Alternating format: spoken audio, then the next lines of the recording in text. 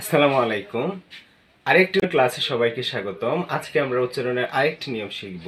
নিয়মটি হচ্ছে ডাব্লিউ এর পরে যদি এইচ অথবা আর থাকে সেই ক্ষেত্রে ডাব্লিউর উচ্চারণ হয় না।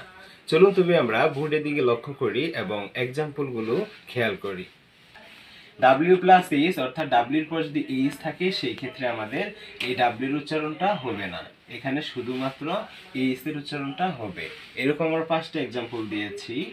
হু, কে, হুজ, কার, হুম, কাকে, হোল, পুরো বা সম্পূর্ণ, হিসল বা শীষ।